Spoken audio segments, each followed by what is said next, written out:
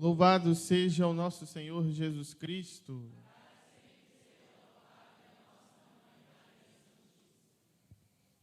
Celebramos hoje o 24º domingo do tempo comum. Como disse no início da celebração, a liturgia nos traz este tema do perdão. Quem aqui já precisou perdoar alguém na vida, levanta a mão. Quem já aqui precisou pedir perdão a alguém? Essa é a nossa vida. Nós, durante a nossa existência até aqui e até o final dessa vida, sempre vamos precisar pedir perdão a alguém, sempre vamos precisar perdoar alguém.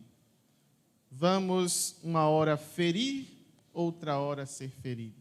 Uma hora ofendemos com uma palavra, com um gesto, outra hora seremos ofendidos. Isso nos mostra que nós estamos no mesmo barco. Todos nós somos pecadores, todos nós necessitamos da misericórdia de Deus.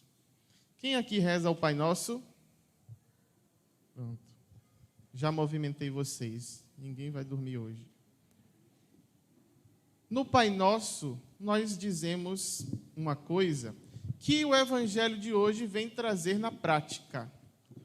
A parábola que Jesus nos apresenta hoje é a tradução do que nós rezamos no Pai Nosso, quando dizemos: perdoai as nossas ofensas, assim como nós perdoamos a quem nos tem ofendido. Com a mesma medida que vocês medirem os outros, vocês serão medidos. A parábola que Jesus traz deste homem, deste empregado, que tinha uma enorme dívida, é a nossa dívida com Deus. Será sempre grande. Mas que diante do nosso arrependimento, Deus está sempre disposto a nos perdoar. Diante da nossa conversão, Deus está sempre disposto a pagar esta dívida. Mas este homem que não só recebeu um prazo, ele recebeu o perdão da dívida. Ele pediu um prazo e o patrão lhe deu o perdão da dívida. Ele, para com o seu companheiro de trabalho, que lhe devia muito menos, ele não agiu da mesma forma. E por isso, ele teve a mesma consequência que ele colocou sobre o seu companheiro. Ou seja, foi medido com a mesma medida. Pediu no Pai Nosso, como fazemos, para não ser perdoado, porque ele não era capaz de perdoar. Então Jesus traduz nesta parábola o pedido do Pai Nosso. O perdão, embora ele não seja fácil, porque não podemos dizer que é tão fácil assim, mas ele é necessário. É um processo, é um caminho. Domingo passado, nós ouvimos Jesus nos dando um conselho, nos advertindo, nos propondo como agir em uma situação. O que foi que Jesus falou domingo passado? Qual era o evangelho? Não foram para a missa, não? Aqui não teve, mas na paróquia teve. E quem estava na romaria também foi para a missa. E quem não foi para a missa tem que se confessar, que está em pecado. Jesus dizia o quê? Se o teu irmão pecar contra ti, chama-o em particular e corrige. Aí Pedro hoje vai dizer: e quantas vezes eu devo perdoar, Senhor, se este irmão pecar contra mim? Pedro está numa lógica judaica que tudo é milimetricamente feito, né? As regras, as leis. E ele coloca ali um número simbólico, é 7. Imagina que perdoar uma pessoa, muitas vezes não é fácil. Imagina perdoar 7 vezes a mesma pessoa. A pessoa vai lá, erra conosco, vamos lá e perdoamos. Ela vem de novo, erra de novo, e a gente vai perdoar de novo, e vai perdoar de novo. Jesus diz: não é só 7, é para sempre. 70 vezes 7, não é para a gente ficar contando, 149 vezes eu tenho o direito de perdoar. Depois disso, não perdoo ninguém. Jesus quer multiplicar esse número 7 da perfeição para dizer, é para sempre. Sempre vamos precisar perdoar, porque não esqueçamos, sempre também vamos precisar ser perdoados. E a nossa maior dívida é com um patrão que está sempre disposto a nos perdoar, com o nosso Pai, com o nosso Deus, este patrão da parábola. E aqui nós víamos no domingo passado, Jesus falando sobre essa correção fraterna. O objetivo da correção fraterna não é expor o outro, não é chegar para o outro e jogar tudo na cara dele. Você fez isso, você não presta, você errou. O principal objetivo da correção fraterna é a salvação do outro. Eu corrijo porque eu quero a salvação do outro. Eu corrijo porque eu quero o bem do outro. Por isso Jesus diz, chame em particular. Se ele não ouvir, você chama uma testemunha. Se ele não ouvir, você chama a igreja. Se ele não quiser nada, aí com quem não quer nada, a gente também não tem muito o que fazer. Então, esta correção fraterna mostra que nós somos responsáveis também pela salvação do outro. E quando eu perdoo o meu irmão, eu estou ensinando a ele também o cristianismo. Quando eu perdoo alguém, eu estou não só me convertendo ao amor de Jesus Cristo, mas também mostrando a ele o caminho que ele deve fazer ou trilhar. E muitas vezes a gente perdoa até sem a pessoa pedir. Nem espero pedir, eu mesmo vou dizer, olha, eu te perdoo, meu irmão. Porque às vezes o outro não tem coragem ainda de pedir o perdão. Então, visamos a conversão. E saber que somos responsáveis pela salvação do outro. Diferente de Caim, quando mata Abel, Deus vai até ele e diz, onde está o teu irmão? E ele diz, o que eu tenho a ver com a vida do meu irmão?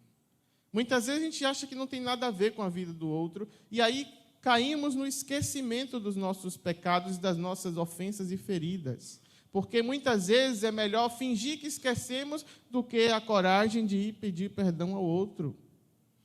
E esta palavra vem nos dizer, você é sim responsável por aquele irmão que você feriu, por aquele irmão que você caluniou, por aquele irmão que você ofendeu, por aquele irmão que você traiu.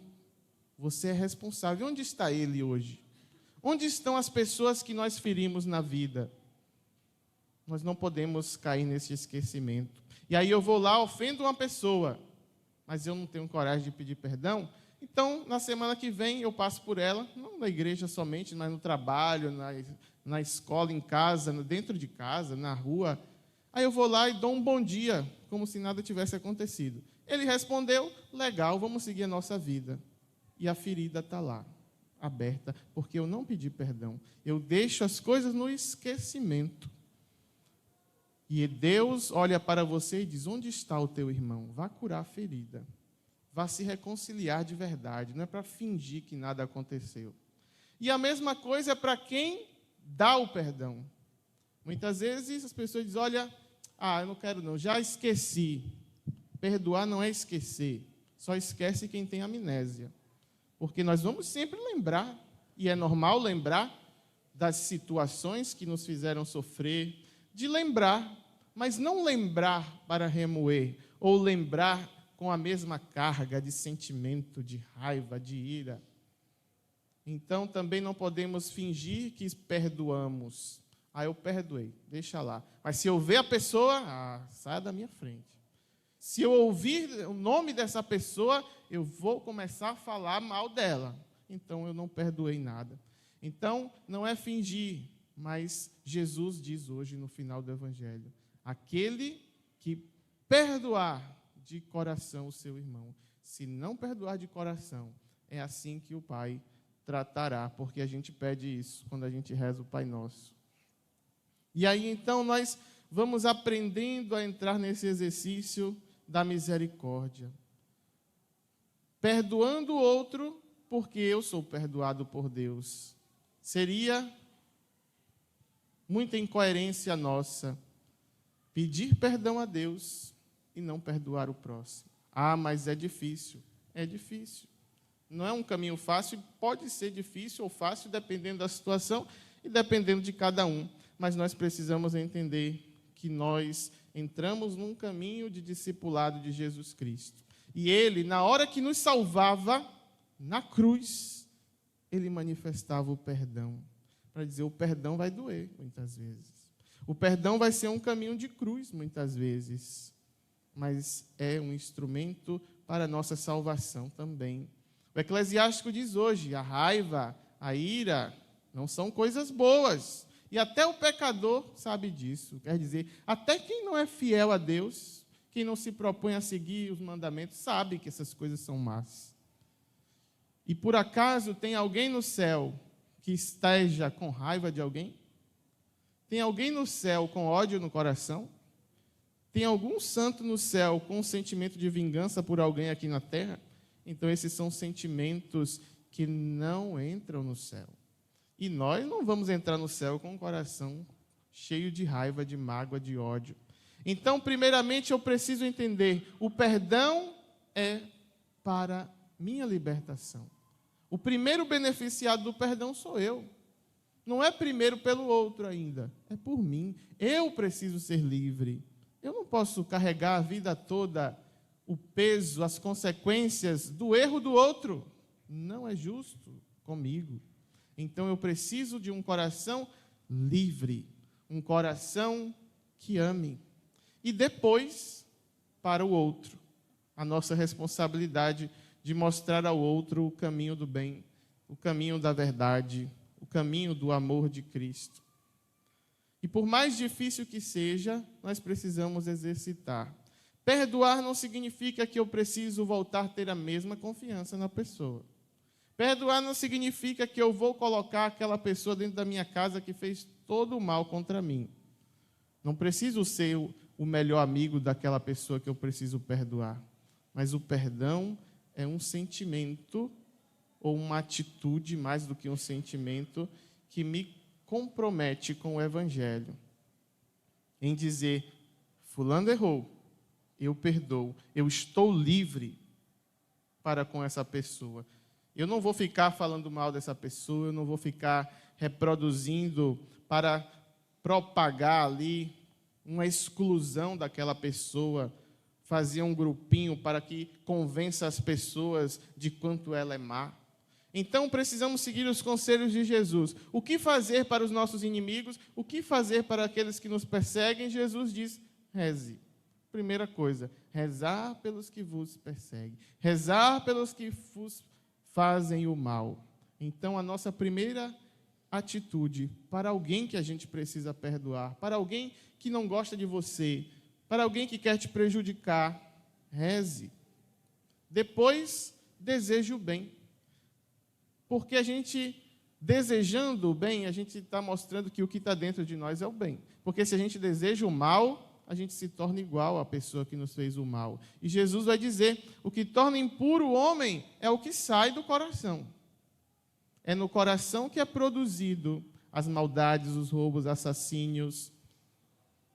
Então, não podemos deixar que o coração produza o mal que a gente está criticando o que o outro fez.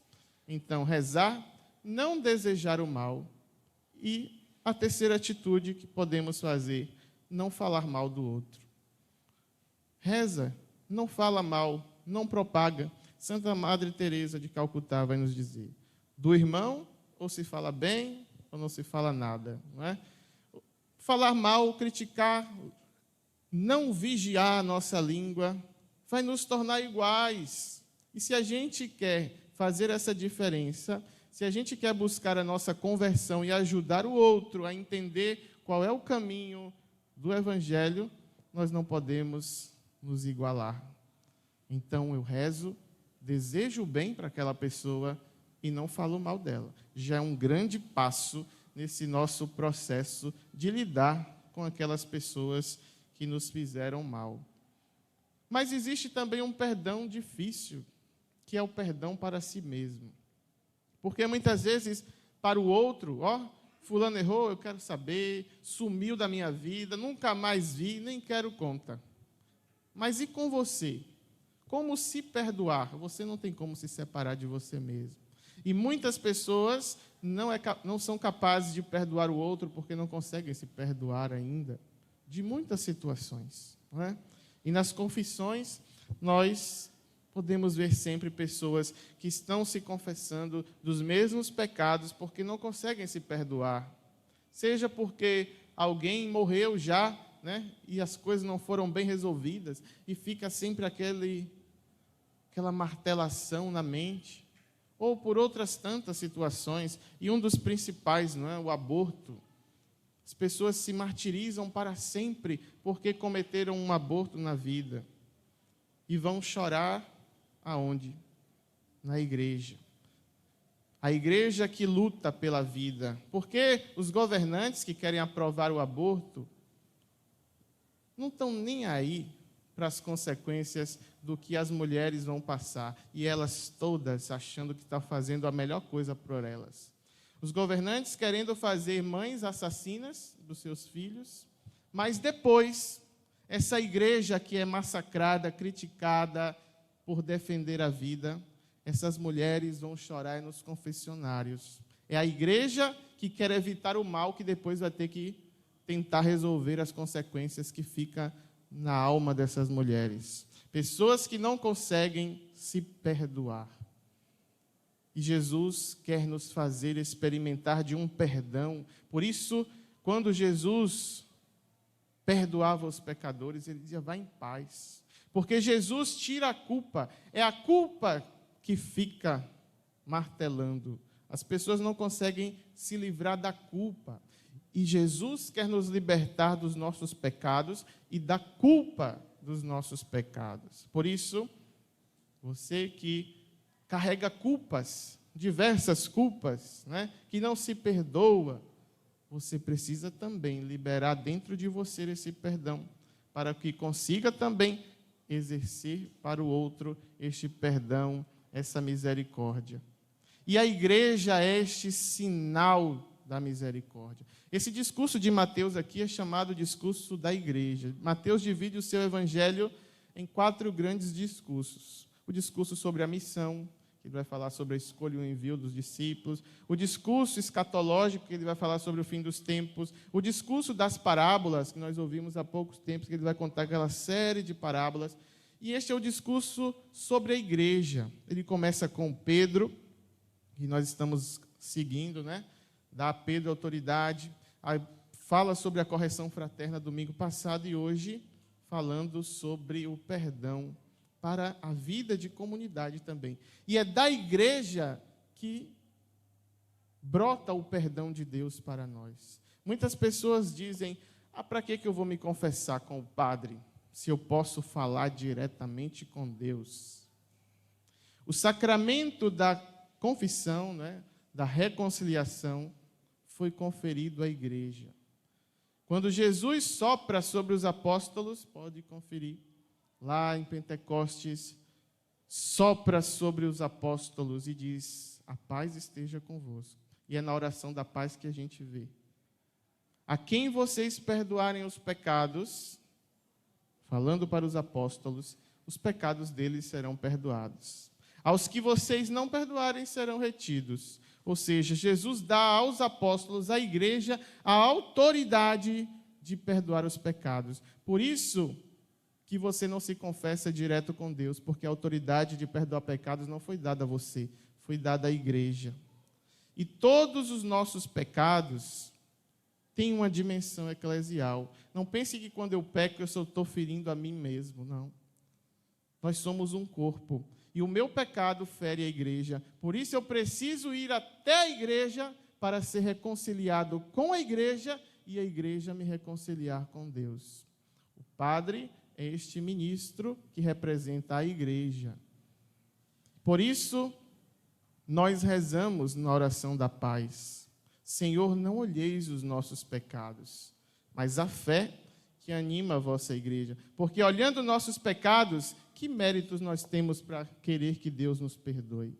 Se Deus olhar para nós e enxergar só os nossos pecados, nós não somos perdoados nunca. Por isso, Ele olha para a sua igreja, da qual pede por nós o perdão. O rito da absolvição começa justamente assim. Pelo ministério da igreja, é por ela que nós somos reconciliados com Deus, porque foi à igreja que o Senhor confiou o ministério da reconciliação. Então, é preciso que a gente busque este perdão de Deus através do sacramento da confissão. Lógico, isso é para quem crê, para quem tem fé, não é? Então, buscar o perdão de Deus para que nós consigamos também exercer esse perdão ao nosso próximo, ao nosso irmão. Livrando-nos de tudo isso, desses sentimentos ruins, dessa maldade que é produzida em nosso coração, que o Eclesiástico diz, olha, pensa na sua morte e se livra desse pecado. Pensa na sua morte e deixa para trás o ódio, porque justamente a gente precisa pensar na nossa vida depois daqui. Lembra-te do teu fim e para de odiar. Pensa na destruição e na morte e persevera nos mandamentos. Então precisamos pensar, eu quero ir para o céu. Então o perdão é um caminho, passa pela cruz, mas que nos dá a vitória de um coração unido ao coração de Cristo. E como discípulos de Cristo, precisamos exercer a misericórdia da qual nós recebemos. Medir o outro com a mesma régua que eu quero ser medido. E às vezes a gente quer o perdão de Deus, mas a gente não quer perdoar. Mas a gente finge que pede perdão, a gente foge do outro. Uma vez uma criança chegou em casa para o pai revoltada, chateada com um colega da escola, e estou com ódio dele. E o pai então pegou um saco de carvão, entregou ao filho e disse, olha, está vendo esses lençóis aqui no varal? Jogue todos os carvões aí no lençol. Pensa que é o seu coleguinha e vá jogando todo esse carvão, essa raiva nele. E o menino então começou a jogar e jogou todo o saco de carvão, viu o lençol todo sujo, ficou feliz, sujou o colega todo. E aí depois o pai chamou ele e colocou na frente do espelho e disse, agora veja você, todo sujo de carvão. O ódio, a raiva que lançamos para o outro nos prejudica. E prejudica, às vezes, muito mais. Porque, às vezes, o outro nem está sabendo que você está com ódio dele, com raiva dele. E a gente vai guardando o que não presta dentro da gente. Se você souber que está doente, que tem uma doença, você vai fazer o quê? Ah, estou doente, estou com uma doença grave aqui, vou deixar aí para ver o que vai acontecer.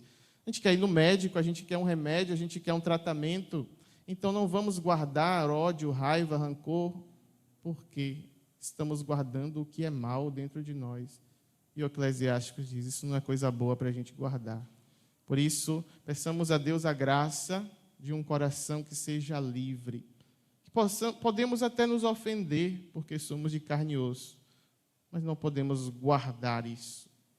Que o coração da gente se una ao coração de Jesus para ser capaz de perdoar aqueles que nos ferem, aqueles que nos ofendem, aqueles que nos caluniam, aqueles que nos traem, e que o nosso perdão seja sinal também de conversão para Ele, para que Ele entenda, que tenhamos a humildade de também pedir o perdão, de se rebaixar na nossa vaidade, na nossa arrogância, se rebaixar para que possamos, como Cristo que se rebaixou, como Cristo que teve todo o direito do mundo de sentir-se prejudicado, sentir-se traído, sentir-se maltratado, mas Ele rezou pelos seus malfeitores, mas Ele se abandonou e perdoou. Que nós possamos buscar cada dia na vida da gente, unindo-se a Cristo, a graça deste perdão, desta misericórdia, para que, preenchidos da misericórdia de Deus, possamos também externalizar a sua misericórdia no mundo.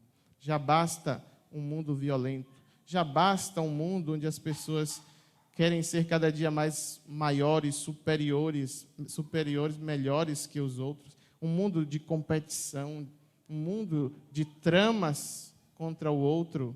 Nós temos que fazer a diferença, porque se for para ser igual ao mundo, não adianta nada a gente dizer que segue a Jesus.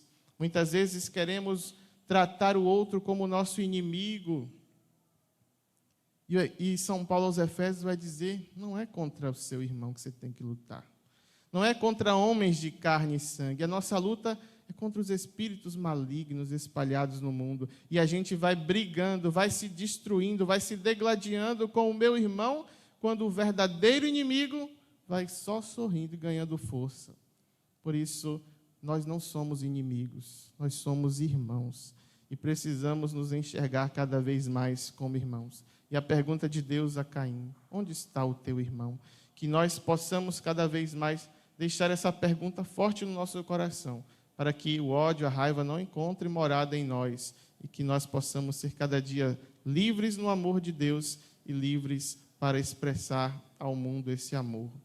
Louvado seja o nosso Senhor Jesus Cristo.